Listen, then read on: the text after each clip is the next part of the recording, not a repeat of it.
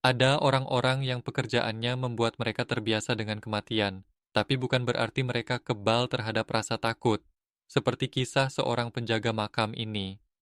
Namanya Pak Rauf. Sudah lebih dari 20 tahun dia menjaga makam ini. Katanya dia sudah terbiasa dengan hal-hal aneh. Suara langkah di atas tanah basah, suara orang menangis di tengah malam, bahkan batu nisan yang bergeser sendiri. Semua dianggapnya angin lalu. Tapi ada satu kejadian yang tak pernah bisa dia lupakan. Malam itu hujan gerimis. Pak Rauf sedang duduk di pos jaga ketika dia melihat seseorang berdiri di dekat salah satu makam lama. Tubuhnya kurus, bungkuk, pakaiannya lusuh. Pak Rauf berpikir mungkin keluarga yang datang terlambat untuk ziarah. Dia beranjak mendekat, payung di tangan. "Pak, udah malam, besok pagi aja kalau mau ziarah," katanya ramah. Orang itu tak menjawab, hanya berdiri diam, punggungnya menghadap Pak Rauf. Langkah Pak Rauf melambat. Ada yang aneh, orang itu berdiri tepat di atas tanah yang baru saja digali 2 hari lalu, makam yang belum ada batunya.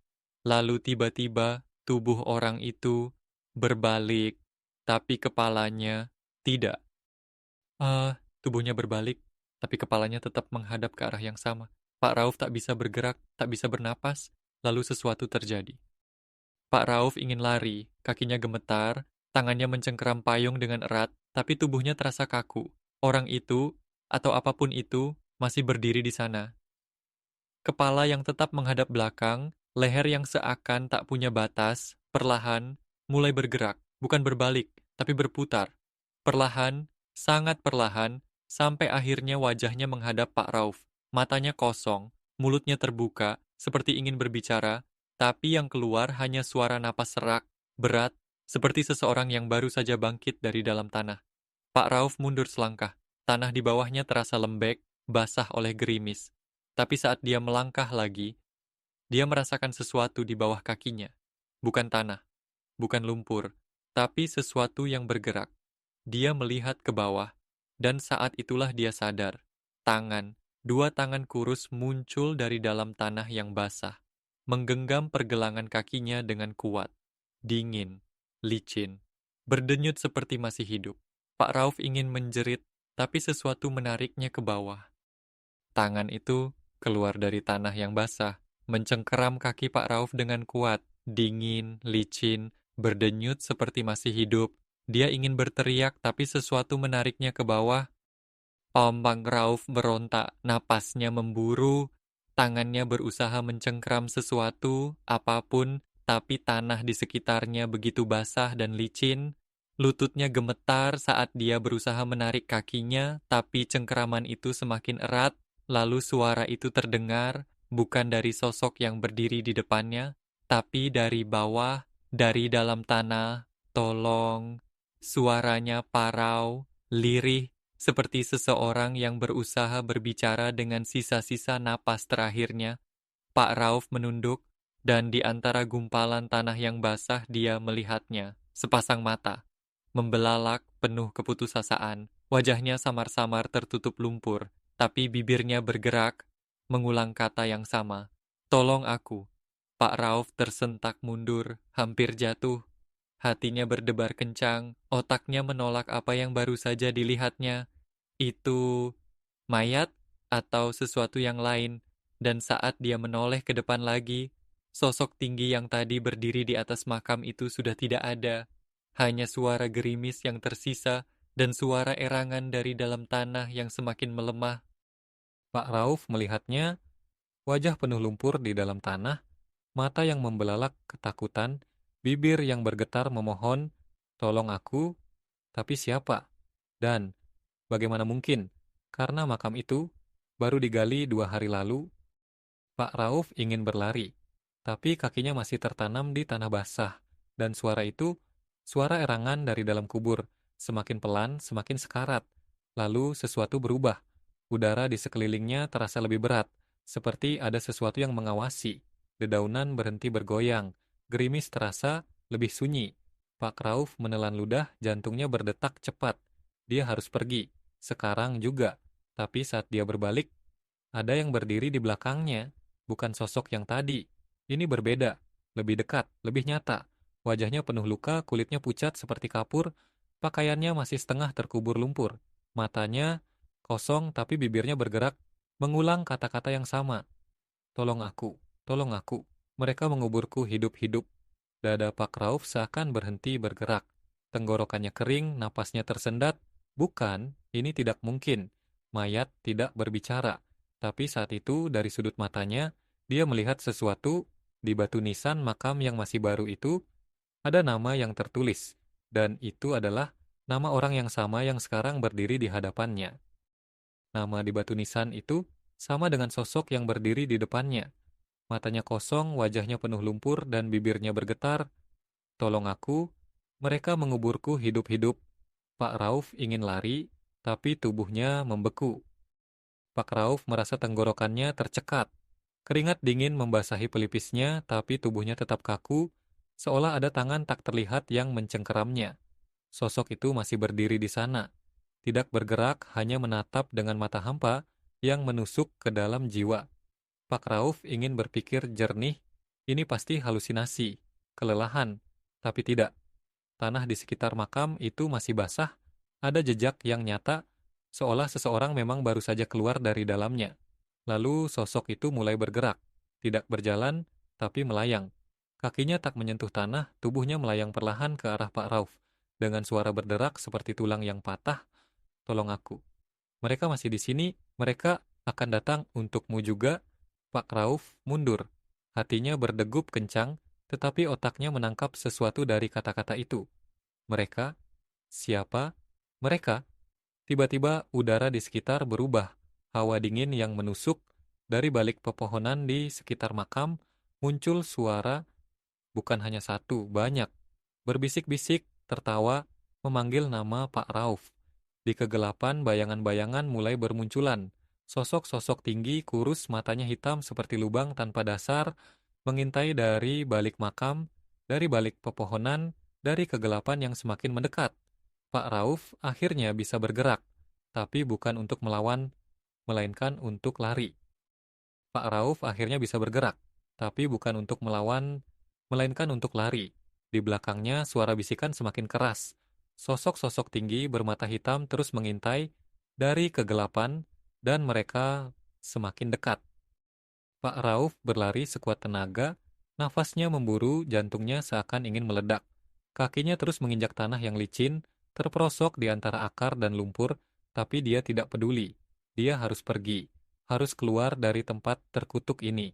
Tapi suara-suara itu tidak berhenti. Bisikan-bisikan yang memanggil namanya, suara tawa yang samar, mengambang di udara, dan yang paling mengerikan, langkah-langkah itu, bukan langkah manusia. Terdengar seperti sesuatu yang menyeret kakinya, berlari tanpa menginjak tanah. Pak Rauf tidak berani menoleh, tidak, dia hanya perlu sampai ke pos jaga, ke pintu gerbang makam, hanya beberapa meter lagi, tapi lalu, di depannya, seseorang berdiri. Pak Rauf terhenti mendadak. Bukan seseorang, sesuatu. Sosok itu mengenakan kain kafan yang kotor dan basah, kepalanya tertunduk, tangannya kurus dan panjang dengan jari-jari yang bergerak-gerak, dan perlahan kepalanya terangkat. Wajah itu hancur. Kulitnya robek, matanya hitam seperti lubang tanpa dasar, dan mulutnya. Mulut itu terbuka perlahan, lebih besar dari yang seharusnya, seperti menghisap semua cahaya di sekitarnya. Pak Rauf mencoba mundur, tapi sesuatu menahan kakinya. Dia menunduk dan melihatnya lagi. Tangan-tangan itu keluar dari dalam tanah lebih banyak dari sebelumnya. Mencengkeram kakinya, menariknya perlahan ke bawah, ke dalam kegelapan. Tangan-tangan itu mencengkeram erat, menarik Pak Rauf ke dalam tanah yang basah. Di depannya, sosok berwajah hancur menatap, mulutnya terbuka lebar seakan siap menelan segalanya. Napas Pak Rauf tercekat, dia tidak bisa lari, tapi yang lebih buruk, dia mulai merasa dingin. Tanah semakin menelan kakinya, dingin, lembab, seperti tangan-tangan tak kasat mata yang perlahan membawanya ke dunia lain. Pak Rauf meronta, menghempaskan tubuhnya, tapi setiap gerakan hanya membuatnya semakin tenggelam. Suara di sekelilingnya semakin keras, bisikan, tawa samar, isakan tangis. Dan di antara semua itu, ada satu suara yang terdengar lebih jelas. Kamu seharusnya tidak melihat, kamu seharusnya tidak tahu. Pak Rauf menoleh dan saat itu juga tubuhnya kaku. Sosok berkafan itu sudah ada tepat di depannya, bukan lagi berdiri, tapi merangkak. Tangan panjangnya mencengkeram tanah, kepalanya terkulai ke samping, seperti tulang lehernya telah patah. Mulutnya masih terbuka lebar, terlalu lebar, dan sesuatu mulai merayap keluar dari dalamnya. Jari-jari, jari-jari kecil, milik tangan lain yang seolah ingin keluar dari dalam tubuhnya. Pak Rauf menjerit. Dia menarik tubuhnya sekuat tenaga, mencoba melepaskan diri dari cengkeraman tangan-tangan bawah tanah. Dan entah bagaimana, sesuatu akhirnya melepaskannya. Seperti dorongan tak kasat mata, tubuhnya terdorong ke belakang, terhempas ke tanah. Dia terengah-engah, kakinya terasa mati, rasa, tapi dia masih bisa bergerak. Tanpa pikir panjang, dia merangkak, lalu berlari. Tapi saat dia melihat ke depan, gerbang makam sudah tidak ada, hanya kabut, dan suara dari dalam kepalanya. Tidak ada jalan keluar. Gerbang makam sudah tidak ada, hanya kabut yang tebal dan suara berbisik di kepalanya. Tidak ada jalan keluar, Pak Rauf terengah-engah, lututnya gemetar, lalu dia menyadari sesuatu yang lebih mengerikan.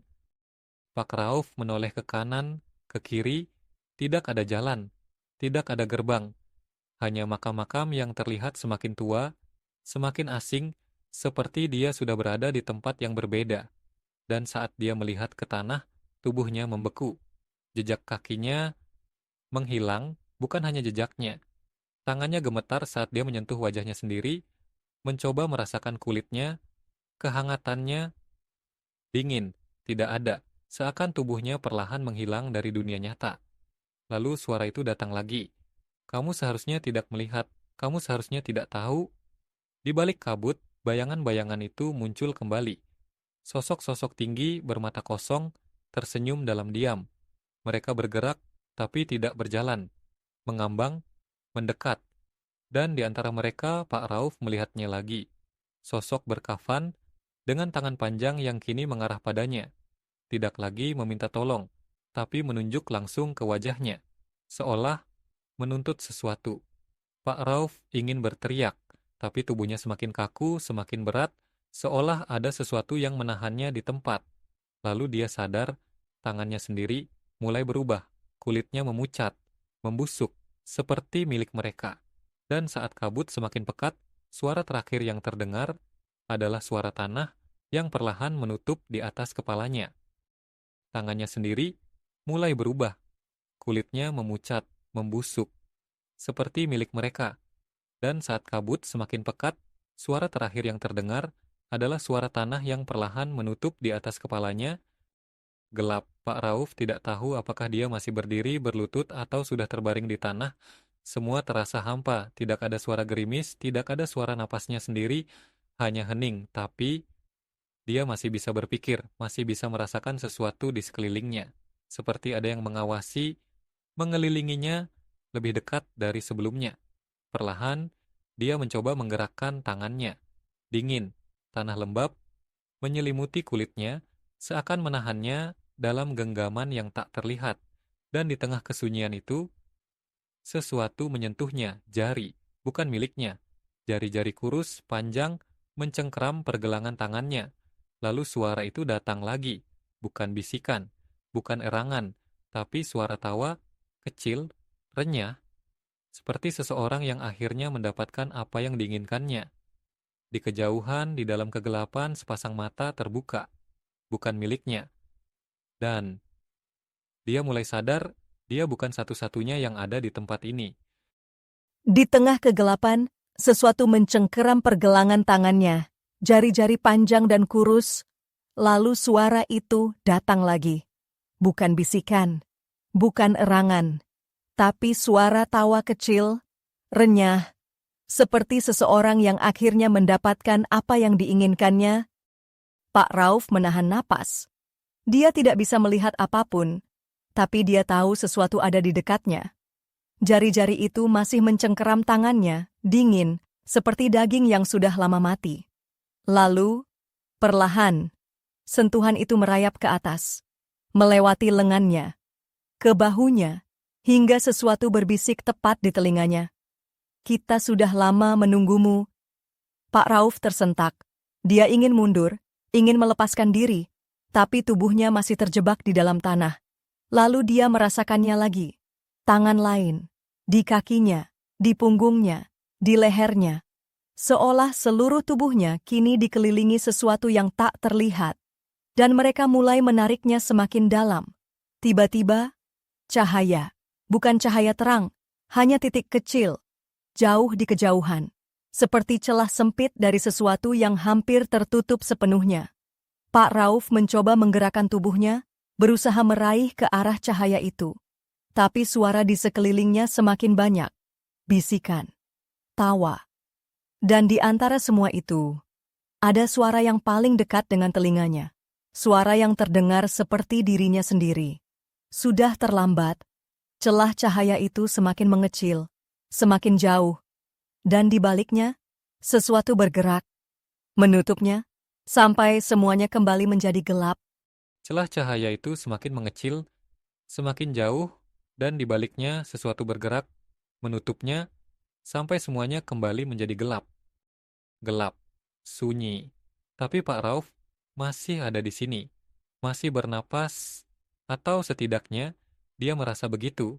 Dia mencoba bergerak, tidak bisa. Tubuhnya kaku, terjebak dalam kehampaan yang pekat, lalu sesuatu berubah.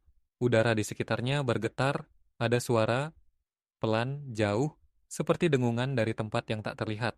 Suara itu perlahan menjadi lebih jelas, bukan suara tawa, bukan bisikan, tapi suara cangkul yang menghantam tanah. Serit, serit.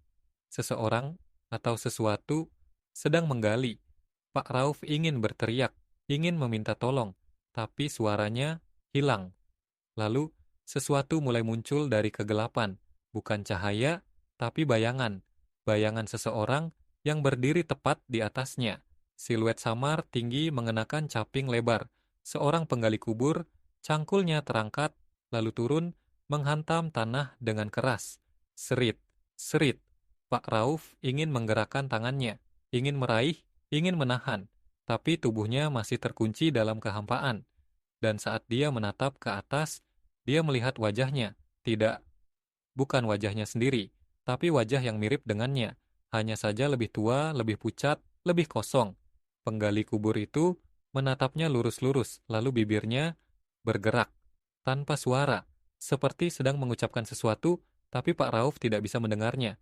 Yang terdengar hanyalah suara cangkul, yang semakin cepat, semakin keras, seakan menggali sesuatu yang lebih dari sekadar tanah. Dan perlahan, sesuatu mulai muncul dari dalam lubang itu. Bukan tubuh manusia, tapi sesuatu yang lebih dalam, lebih gelap, dan sebelum Pak Rauf bisa melihatnya dengan jelas, segalanya berubah, gelap, lagi. Penggali kubur itu menatapnya, bibirnya bergerak tanpa suara. Lalu cangkulnya menghantam tanah semakin cepat, semakin keras, dan sesuatu mulai muncul dari dalam lubang itu, sesuatu yang lebih dalam, lebih gelap, lalu semuanya kembali gelap. Pak Rauf membuka matanya. Atau, apakah dia pernah menutupnya? Gelap, tapi berbeda. Sekarang, dia bisa merasakan sesuatu. Bau tanah, bau lembab. Dia berusaha menggerakkan tangannya, dan kali ini, dia bisa. Jarinya menyentuh sesuatu yang kasar, kayu. Di atasnya, ada tanah, jantungnya berdetak kencang. Ini bukan mimpi. Dia di dalam sesuatu, sebuah kotak, sebuah peti. Pak Rauf menahan napas. Tidak, ini tidak mungkin. Ini tidak nyata. Tapi lalu, sesuatu bergerak. Bukan dirinya, tanah di atasnya. Ada yang menggali, serit, serit, suaranya semakin dekat. Lalu, ketukan. 1 kali, 2 kali, 3 kali, diam. Pak Rauf menahan napasnya lebih lama. Ketukan itu seakan menunggu sesuatu darinya. Lalu, dia mendengar suara. Dekat. Di luar peti, berbisik. Pelan. Bangun. Ketukan lagi. Serit, serit. Lalu lebih banyak suara, berbisik di sekelilingnya. Memanggil namanya. Pak Rauf, Pak Rauf. Dia menekan kedua telinganya. Tidak, ini tidak nyata, tidak, tapi tiba-tiba cahaya. Sebuah retakan kecil di atasnya, tanah runtuh. Seseorang atau sesuatu telah membuka celah di atasnya. Dan di balik celah itu, dia melihatnya lagi. Wajah yang sama, penggali kubur itu. Tapi kali ini, dia tidak sendirian. Di belakangnya ada lebih banyak sosok. Mereka semua berdiri diam, memandang. Lalu serentak, mereka tersenyum. Dan perlahan, mereka mulai turun ke dalam lubang. Masuk ke tempat Pak Rauf berada. Retakan kecil di atas petinya terbuka, tanah runtuh. Dan di balik celah itu, dia melihatnya lagi. Penggali kubur itu. Tapi kali ini dia tidak sendirian. Ada lebih banyak sosok di belakangnya, berdiri diam, memandang, lalu serentak, mereka tersenyum, dan perlahan mulai turun ke dalam lubang ke tempat Pak Rauf berada. Pak Rauf ingin berteriak, tapi suaranya hilang. Mereka turun, perlahan. Senyum mereka tidak berubah. Tangan-tangan kurus meraba-raba dinding tanah, kuku-kuku panjang mencakar kayu peti. Pak Rauf meronta, tangannya menghantam tutup peti, mendorong sekuat tenaga. Celah di atas semakin besar, cahaya remang-remang menyorot ke dalam, dan di antara cahaya itu, seseorang muncul, bukan penggali kubur, bukan sosok-sosok yang turun, tapi seseorang yang lebih familiar, seseorang yang seharusnya sudah mati. Matanya membelalak. Itu bukan mungkin, tapi tubuhnya sudah melemah. Sosok-sosok itu semakin dekat, tangan pertama menyentuh pergelangan kakinya, tangan lain merayap ke bahunya, lalu suara itu datang lagi, dari luar peti, dari orang yang berdiri di atasnya, pelan, dingin. Pak Rauf, waktunya pulang. Brak, tutup peti terbuka sendiri, dan gelap lagi. Tutup peti terbuka sendiri. Tangan-tangan itu sudah menyentuhnya, lalu suara itu datang lagi, Pak Rauf, waktunya pulang. Dan kemudian, gelap lagi. Pak Rauf terjatuh, bukan ke tanah, bukan ke lubang makam, tapi ke dalam sesuatu yang lebih dalam, lebih kosong. Dia tidak bisa melihat, tidak bisa merasakan apapun, hanya jatuh dan jatuh. Terus, sampai tiba-tiba, berak. Pak Rauf tergeletak, dia bisa merasakan tanah basah di bawahnya. Bau anyir menyengat hidungnya, dia membuka matanya dan menyadari sesuatu yang lebih aneh. Dia kembali di makam. Tapi ini bukan makam yang tadi. Nisan-nisan di sekelilingnya retak, beberapa tertutup akar-akar hitam yang menjalar seperti urat nadi. Di kejauhan, di bawah kabut yang tebal, dia melihat sesuatu. Sebuah rumah. Bukan rumah biasa. Rumah kecil reyot, dindingnya penuh dengan coretan hitam yang tampak seperti tulisan, tapi bukan bahasa yang dia kenal. Lampu minyak tergantung di berandanya, menyala dengan api biru yang berpendar aneh. Dan yang lebih aneh lagi, pintunya sedikit terbuka, seakan menunggunya, seakan mempersilakannya masuk. Pak Rauf menelan ludah, di belakangnya dia mendengar suara langkah kaki di tanah basah. Pelan, ritmis, semakin dekat. Dia tidak berani menoleh, tapi dia bisa merasakannya. Seseorang atau sesuatu berdiri di belakangnya. Lalu suara itu berbisik lagi, kali ini lebih dekat, lebih jelas. Kita belum selesai, Pak Rauf. Brak, pintu rumah itu terbuka lebar dan sesuatu bergerak di dalamnya. Di belakangnya, suara langkah kaki terdengar di tanah basah, semakin dekat. Pak Rauf tidak berani menoleh, tapi dia bisa merasakannya. Seseorang atau sesuatu berdiri di belakangnya. Lalu suara itu berbisik lagi. Kita belum selesai, Pak Rauf. Pintu rumah reyot itu terbuka lebar dan sesuatu bergerak di dalamnya. Pak Rauf berdiri kaku. Angin dingin berhembus dari dalam rumah itu, membawa aroma yang aneh, seperti kayu yang sudah lama membusuk bercampur bau besi. Pintu yang tadi terbuka sedikit, kini semakin lebar, tapi tidak ada siapapun di dalamnya. Hanya kegelapan. Lalu suara langkah di belakangnya berhenti. Sunyi. Seperti sesuatu atau seseorang sedang menunggu reaksinya. Pak Rauf menelan ludah. Dia punya dua pilihan, tetap berdiri di sini atau masuk ke dalam rumah itu. Tapi entah kenapa, dia tahu, diam di sini lebih buruk. Tangannya gemetar saat melangkah ke ambang pintu. Begitu dia melewati batasnya, udara berubah, seketika. Semuanya menjadi lebih sunyi, seakan suara dari luar tidak bisa menembus tempat ini. Lalu, pintu di belakangnya tertutup sendiri. Brak, Pak Rauf terlonjak, tapi dia tidak berani menoleh. Matanya terpaku pada sesuatu di dalam rumah. Dindingnya penuh dengan foto-foto tua, lusuh. Wajah-wajah di dalam foto semuanya sama. Wajahnya sendiri, tapi ada sesuatu yang aneh. Di setiap foto ekspresinya berubah, dari tenang menjadi cemas, dari cemas menjadi ketakutan, dan di foto paling ujung, wajahnya tidak lagi terlihat seperti dirinya. Matanya kosong, mulutnya tersenyum lebar, tidak wajar, tidak manusiawi. Lalu tiba-tiba, suara napas, bukan dari dirinya, tapi dari dalam ruangan, dari kegelapan di ujung lorong, dan sesuatu mulai bergerak ke arahnya, perlahan, sunyi. Tapi pasti, Pak Rauf ingin mundur, tapi dia sadar pintu di belakangnya sudah tidak ada lagi. Pak Rauf ingin mundur, tapi dia sadar pintu di belakangnya sudah tidak ada lagi. Dari ujung lorong gelap sesuatu mulai bergerak, perlahan, pasti, dan suara napas itu semakin dekat. Gelap, hening, lalu suara itu, "Pak Rauf, waktunya pulang." Pak Rauf membuka matanya. Dia tidak lagi berada di dalam rumah itu. Dia berdiri di tengah pemakaman. Udara dingin menusuk tulangnya, bau tanah basah memenuhi hidungnya.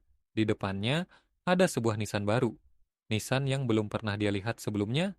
Pelan-pelan, dia melangkah mendekat. Jantungnya berdetak lebih cepat. Tangannya gemetar saat menyentuh batu itu, membaca nama yang terukir di sana. Rauf bin Harun, napasnya tercekat, itu namanya. Itu tanggal kematiannya. Hari ini, tangannya menyentuh dadanya, masih ada detak, dia masih bisa bernapas. Tapi bagaimana mungkin, di belakangnya terdengar suara cangkul menggali tanah. Pelan, ritmis. Pak Rauf berbalik. Penggali kubur itu ada di sana. Capingnya masih menutupi wajahnya, cangkulnya terus bekerja. Serit, serit. Tapi kali ini dia tidak sendiri. Di sampingnya berdiri orang-orang yang tadi dia lihat di dalam rumah itu. Wajah-wajah familiar. Mereka tersenyum. Mereka menatapnya seperti sedang menunggu sesuatu. Pak Rauf ingin berteriak, ingin lari, tapi tubuhnya mulai terasa berat. Kakinya melemah, tanah di bawahnya terasa lebih lembut, lebih dalam seperti hendak menelannya. Dan sebelum semuanya benar-benar tenggelam dalam kegelapan, dia mendengar suara terakhir. Suara yang berbisik di telinganya, suara yang terdengar seperti dirinya sendiri. "Kita semua akhirnya pulang, Pak Rauf." Sunyi, lalu gelap.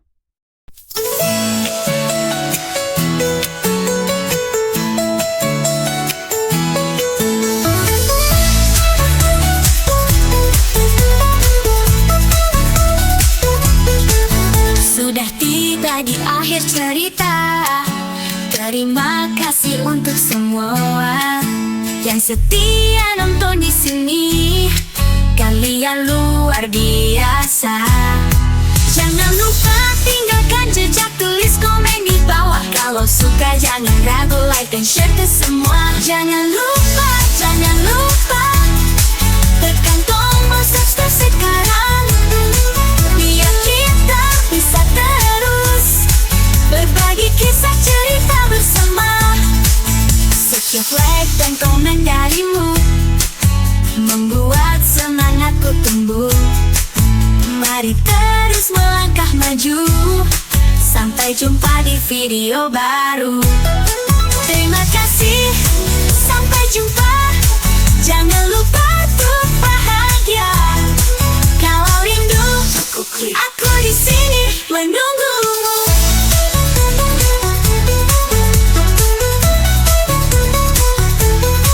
Jangan lupa tekan tombol subscribe sekarang, biar kita bisa terus berbagi kisah cerita bersama. Jangan lupa tekan tombol subscribe sekarang, biar kita bisa terus berbagi kisah cerita bersama. Berbagi kisah cerita bersama. Setiap like dan komen darimu membuat semangatku tumbuh. Mari terus melangkah maju. Sampai jumpa di video baru. Terima kasih. Sampai jumpa. Jangan lupa untuk bahagia. Kalau rindu, aku di sini menunggumu.